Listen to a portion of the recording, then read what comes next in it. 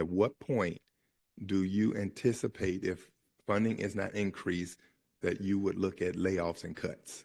So we would not be doing cuts during this school year. We would just have a higher risk of more cuts next school year. Okay. All right. How many schools do you have right now with less than 200 students?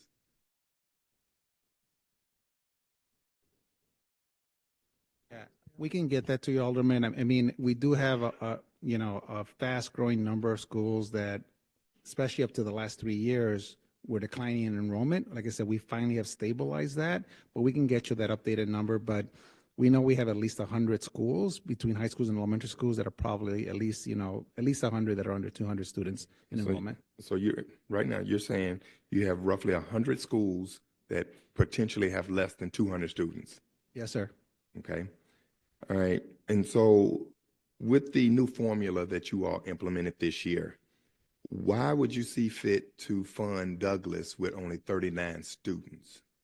It's a great question, and I'll answer it with what we're doing at Collins. I'm a believer that when we invest in these schools, so first of all, let me give you a little context about the Austin community. Mm-hmm. So the Austin community, first of all, is the second largest neighborhood or community in Chicago, second only to Lakeview. Only 13% of students, high school students that live in Austin, only 13% go to schools in Austin. If every student in Austin went to a school in their neighborhood, we would be overcrowded. All that to say, Alderman, that I'd rather take the path we're doing with Collins, make a significant investment in both Austin High School, Douglas, Michelle Clark, the principal's doing an amazing job there. Build up those schools because these children are traveling so far to leave their neighborhood. And again, of course, I'm simplifying it because, as you know, it's much more complicated than that. There's a lot of other concerns that are non-educational, but that would be where I would partner with you and the mayor to really, really double down, because there is no reason why children should have to leave their neighborhood, specifically in Austin, to go, to not attend a high school there. But again, we have to provide quality and we have to make the investments. Okay, so you're saying that you're justifying a school with 39 students and I think 49 administrators. That's okay. So there's not 49 administrators. What we have there, Alderman, is making sure that our students have all the teachers they need to ensure that they get 4 years of English, that they have the requirements of math and science. Yes, class sizes are very small, but again, for me, I would ask, let's change the conversation of what could be possible at Douglas High School to really attract children to go there, or at Austin High. Okay, so do you agree that, CPS is basically a business? You're running a business.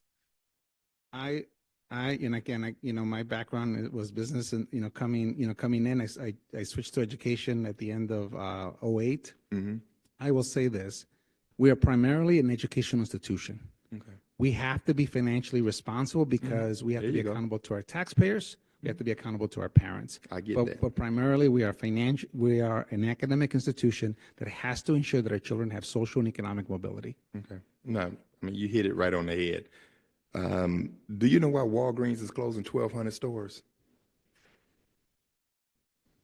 They just made an announcement. Walgreens is closing 1,200 stores because those stores are either underperforming, and so they had to make a business decision that if they're going to stay afloat, that they have to restructure, and that's what they're doing.